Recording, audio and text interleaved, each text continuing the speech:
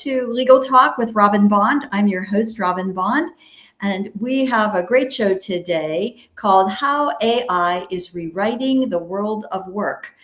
Is your next boss going to be an algorithm? We have done another show in the past on AI. It just is what everybody is talking about.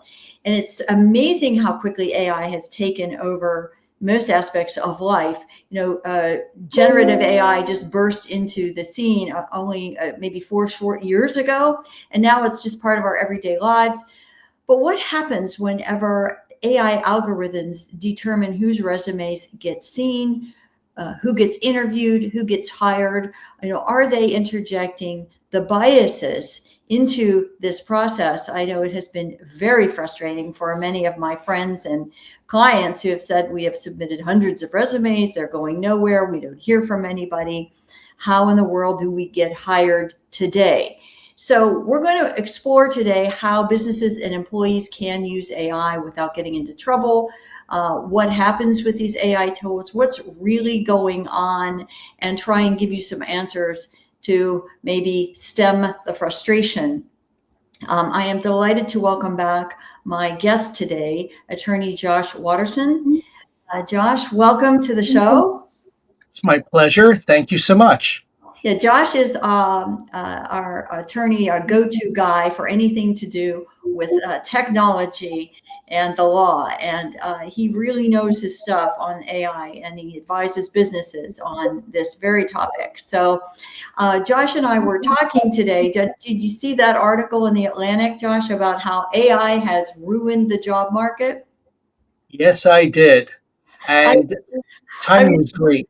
Could you believe the timing? I said, oh my gosh, this is absolutely perfect for the day. And I don't know that it's ruined the job market, but it sure has, changed things. What did you think about that article? I mean, I know it was really big, but if you had any initial comments about what you're seeing happen with how AI is being used, it might be entertaining for the viewers. Certainly. First of all, it's an interesting headline. I don't agree necessarily that it's ruining the job market, but I have a 21-year-old and I remember when I had to look for my first job, I went door to door back in 1906, something like that. And I got my first job at a pizza shop. And, I talked to a human being, and the human being gave me a job. Yeah. Well, my son looked for a job and he had to apply online. And what the article is talking about is you have people applying online and they're using AI to make their applications and their resumes look better, and how our company is responding. They're using AI to review and filter the resumes. And it's come to where I think, what was the term they use? Signal collapse, where it's AI talking to AI. And now you have companies saying, maybe we should bring people back into the mixture and have someone looking the candidate in the eye and saying, what are you all about?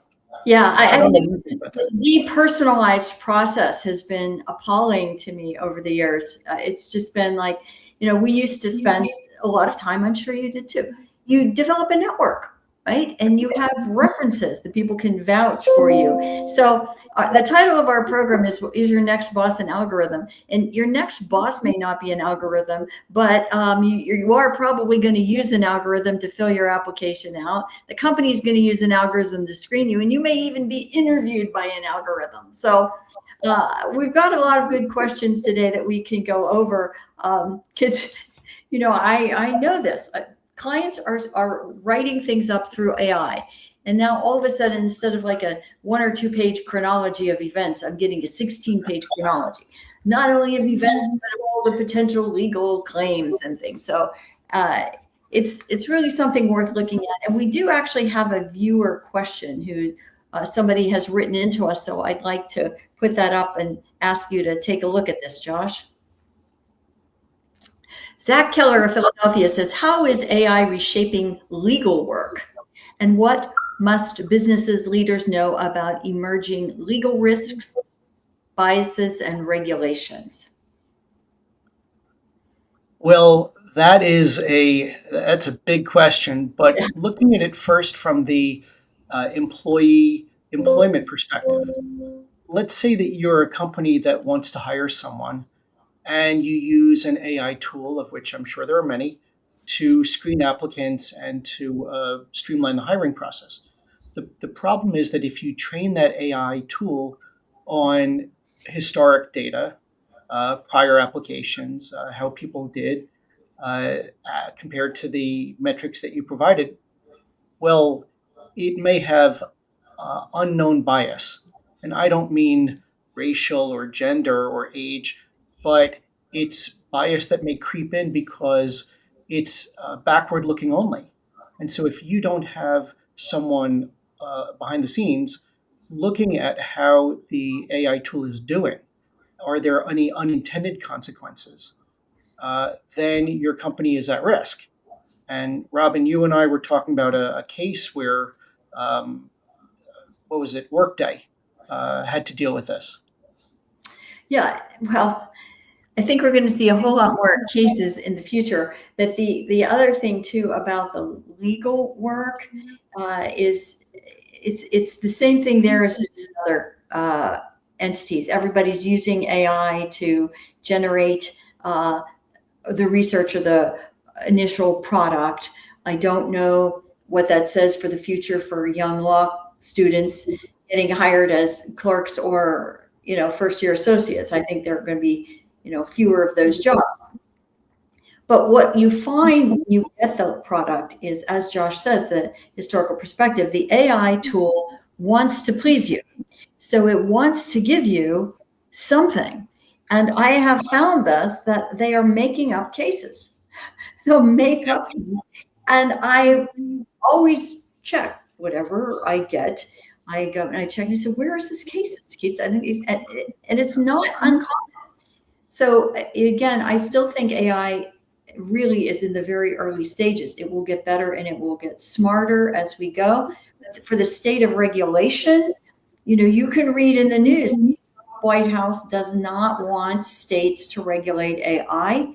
They want overall federal overarching regulation, yet some states are really pushing back on this. Most notably and surprisingly, the state of Florida is really pushing back. Right. The state is really doing the greatest pushback, saying no, parents should be able to see what their children access.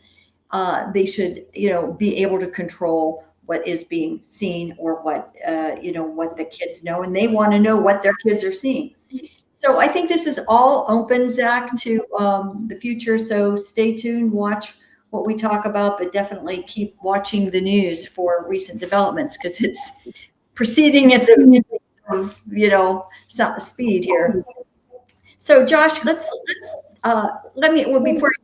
me say to all the other viewers out there, here's how you can submit your questions to Money Matters TV and Legal Talk with Robin Bond. You can have your questions answered on Money Matters. Please go to our website, money-matterstv.com. On our homepage, click on the banner on the right that says, Send us your questions. While you're on our website, you can find information about our host and guests, as well as show notes and links about this show and past shows.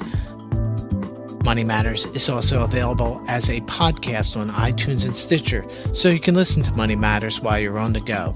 That website address, again, is money, MONEY, -matters, MATTERS, TV.com. All right. Welcome back, Josh. Hey, so we were talking about, are we really reaching the point here where, AI is talking to AI, like candidates are using it for applications, employers are using it for screening, applicants are using it to get past the employer screens. Everybody's using it during interviews to answer questions or to solve the tests. So are we really getting to the point, Josh, where AI is handling the whole process and we humans are just sort of, spectators watching this happen? I was going to joke that, can you repeat that so that I can put it into Claude and see what it says? There you go. I think to an extent, you've hit the nail on the head. I've had cases in which clients have received edits, responses to a proposed change to a contract and put it through AI before sending it to me, and that's fine. But the the things that the AI tool will focus on aren't necessarily what the client needs to look at in real life, because the AI, first, it depends on the prompt. So if the client is a lawyer, they know that there will be certain relationships between the parties, leverage, um, size, experience in the field, what kind of field it is, and clients won't necessarily know how to put those in, what kind of priority they would have. And a lawyer, hopefully someone like me, someone like you, would know what to ask the AI. So when I get stuff from clients, often, and this happened just a few days ago, I'll get something that says, in one case, the client said to the AI, well, look at this from an opposing party's point of view. And the answer was fine, but it didn't reflect what the client would probably see day to day. It reflected what a very large multinational, high leverage type of counterparty would have at their disposal. A lot of money, a lot of ability to push back on almost everything. Push back on every little issue Yeah. that isn't really an issue. And this is the differentiator, at least in our field, is, we have to have the judgment of knowing, okay, yeah, well, is that potentially a breach of a verbal contract? Maybe. How far is that going to take me? So AI can shoot out, 20 different, oh, this is terrible, this is a big red flag. And in the end, I know what will really work.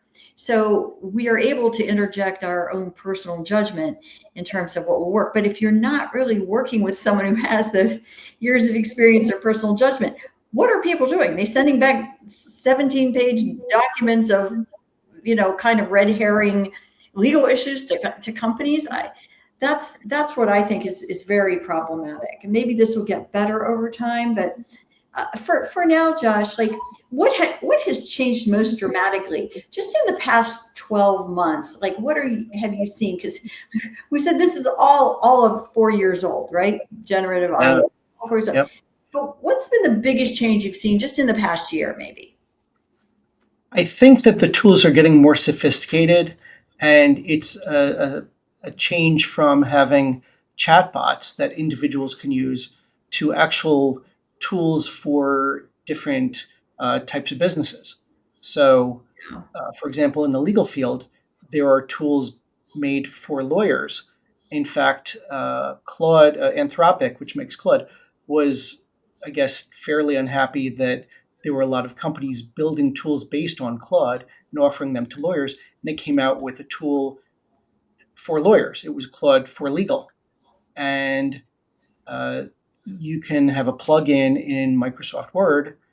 And in my case, if a client has given permission for me to use AI, which I make sure that they have, and if they haven't, that's fine. And I will use my traditional tools. But I can use Microsoft Word and ask Claude, hey, what do you think of this paragraph? Here's why I'm asking. How does it compare to what the client wants? And Claude can say, well, I think you should do this, this, this. And I can say, well, I disagree. Or I can actually edit its changes and tweak them. Yes, And I do that. Yeah. Really helpful. Yeah. But all sorts of businesses have AI tools specific to them. And I think that's kind of how it's changed. And also the quality of the answers has gotten better. Everything still hallucinates, though. That's the problem. That hasn't changed. Well, yeah, that's what we were talking about, generating the fake cases. I read a statistic that like 88% of employers are using AI right now in terms of the hiring process, if we can kind of focus on the hiring process here. And over 30 million candidates were screened, whether that's individual candidates or applications. I'm not quite sure what that statistic means, but it really does mean, I try to put myself in the shoes of being an applicant for a job and think, what am I doing? I'm filling out paperwork and it goes into some dark hole, and I don't know if I'll ever hear from anyone again. So, when I look at that, there have been many complaints that the AI is biased and that they are still favoring, based on this historical data, Josh, uh, certain zip codes where more affluent people live, or certain uh, schools where, supposedly better than others. So is there any way, like, if you're a job applicant, is there any workaround for this? Or maybe there just isn't at this time. I'm just not sure. I, I think it goes back to the basics, and I think the pendulum may be swinging a little bit back to person contact. I think Yeah. there's really no substitute for talking to someone who who works at the company and saying, "Can you put in a good word for me?" Oh, good And point. Yeah.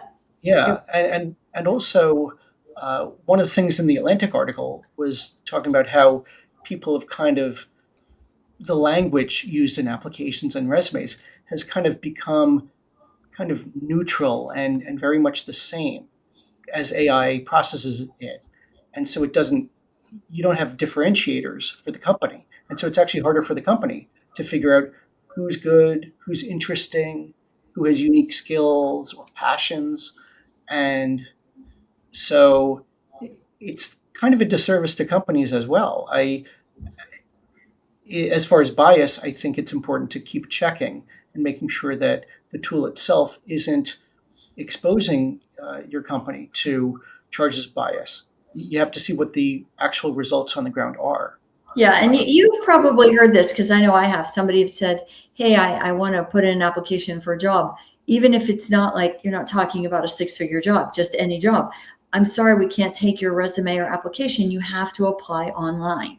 So to me, Yeah, that's designed to make everybody go through the same AI screening process. Now, theoretically, that should reduce bias and reduce discrimination, because everybody should be evaluated according to the same criteria and statistics. But as fate would have it, it just doesn't seem to be working that way, does it? So I'm sort of good hoping, point. I'm hoping that employers are just going to get super frustrated with this whole process and say, instead of throwing more AI at AI, why don't we stop the madness and do as you are suggesting? Let people walk into the human resources department and fill out an application, or let them mail something in. And I don't know, I suppose these things there's always the possibility for human error with us, and if there is, well, then go apply online. But I do think it would be better if we gave people other options to sort of be in person Yeah. with the application process. This is very hard for people. I think with this technology, and the level of frustration is extremely high. So, are there any innovative ways that you're seeing that companies are using AI, instead of, maybe not so negatively? Are there any innovative ways that you think are good that we should share for people who might be applying for jobs now?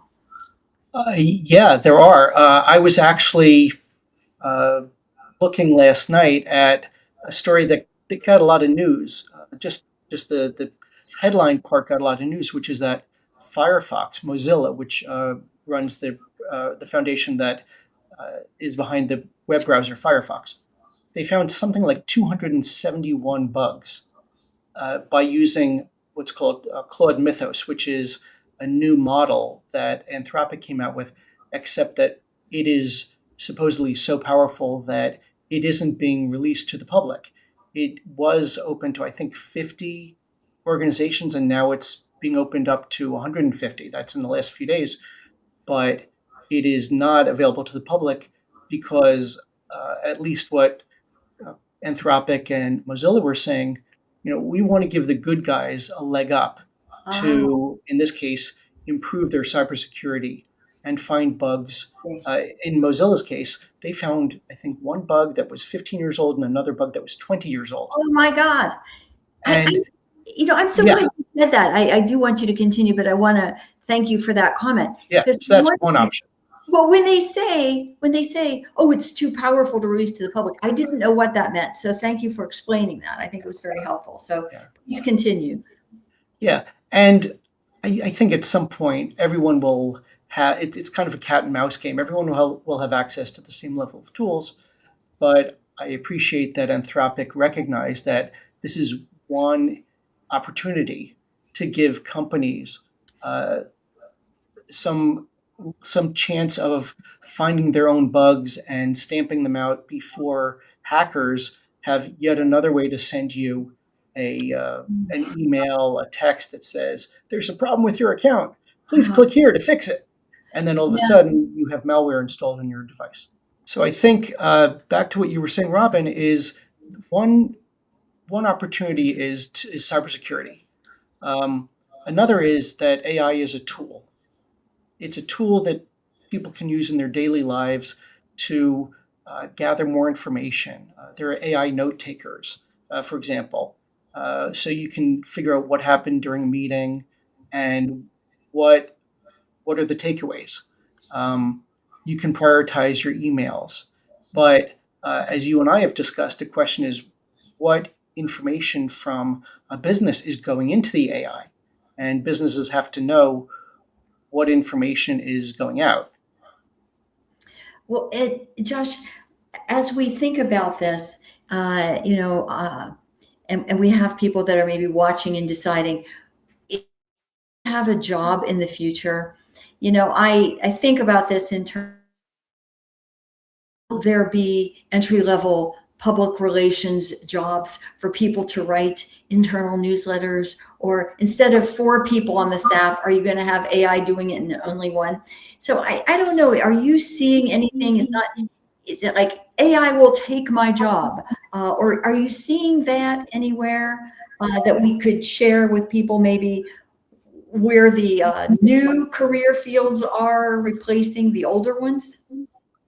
So I have good news, which is that the doom and gloom scenarios that some of the AI companies predicted, which is AI is going to take many, many, many jobs. I think that hasn't yet come to pass. I don't think it's going to come to pass uh, on the global stage. I do think it's going to change certain jobs. And this is, in my memory, the first time that there's a technology that put professional jobs at risk. Ah, yes, Because being a knowledge worker, uh, right, giving right. professional advice was something that was seen as safe from technology. Well, now if you have an AI that's able to access almost infinite knowledge and give reasonably good advice, well, do you need as many professionals doing, analysts, for Right. example, Yes, doing that data work? analyst. Good one to point out to data analysts. How many do you need now if Claude can do it in 3 seconds or less, right? But the issue is that you also need to provide guidance to the tool. At its heart, AI is a tool, and I think it's an efficiency tool, but it's a tool. And so uh, I remember when clients would come to me and say, uh, "I used Google to look for an answer," and I would say, "Well, I understand, and Google found this statute that is an accurate statute. It doesn't apply in this instance because of X, Y, Z." And then later on, they would use legal service providers like LegalZoom and the like to say, okay, well, I can just apply for a trademark. Yeah. And so many people call and say, well, I applied for a trademark and I saved so much money, but then I got pushback from the US Patent and Trademark Office. What do I do now? And often my advice was, you have to start over, unfortunately. Oh my gosh. So it it's a tool and it will change certain areas. I mean, Salesforce just came out with something a few days ago saying, I think it was a few days ago, saying that an entire uh, section of their workforce was no longer needed because of AI, because AI could do it better. Oh But my then God. there are other companies that are using AI, I think, as um, a scapegoat for needing to Cost lay cutting. off employees just for other reasons. It's early days. Yes, you're so right, Josh. And as we're coming kind of to the end of the show, I I agree that what both Josh and I are seeing here is we hope there will very soon be a return to more human interaction in the job interview and hiring process. Okay, we really think, and we're seeing this in some places, but just really not enough, where it's not just going to be computerized application, but have an in-person interview, do a background, follow up on references. Sometimes I'm seeing this, there are longer probationary periods. Instead of the typical 30 days, 60 days, or 90 days, maybe it's 120 days of a longer probationary period. Or I'm seeing companies say, we want to bring you on as an independent contractor. And they keep you on as a contractor for a while to just assess whether you can work, you are working, or if this is not, if you're not going to be a good fit. So that's what I'm seeing. And Josh, if you could maybe give us a 2-minute or less comment on what you see happening 5 years from now. Do you have your great Karnak, tell me the future hat on right now? Where do you see this all going? I think there won't be any substitute for person-to-person interaction. I think, when people go to the hospital, you're probably not going to want to be seen by a robot. If your sink is clogged, I don't think AI is going to fix your sink. If you want to do it yourself, can you ask AI? Sure. And if you're handy, maybe you'll fix your sink. Maybe you will flood your kitchen and the plumber will get paid more. So it's like any other resource. Yes. But I think that there will be people who learn how to use it efficiently and effectively, and they will have a leg up in the job market. And I think that there will be companies and employees who either don't think it applies to them or don't use it as effectively. And I think that they will be leaving opportunities on the table. Okay. I think you're spot on as always. The advice we always give to people is you can't be an ostrich. You can't stick your head in the sand and pretend this is not going to affect you, or you can just not play this game. I think everybody watching this needs to learn what you can about AI, learn how to use it as a tool, not to replace you, but to make you better and stay ahead of the curve. Because when you get behind the curve, there's, really no catching up. And I think that's hard for many of us to just keep up with technology, but you have to. It's just no option on it. And I will remind you, Josh, that on Star Trek, the doc did a lot of AI sort of diagnosing. So we'll have to see where that goes. I, for one, I'm kind of holding my breath, but I'm not going to hold my breath too long because our show goes on hiatus now and we will return in the fall. So thank you all for watching. Josh, thank you so much for all your contributions. They are greatly appreciated. And Thanks for having me. Oh, you're welcome. We'll have you next time, next year anyway, I certainly hope. So thank you, and we will see you in the fall.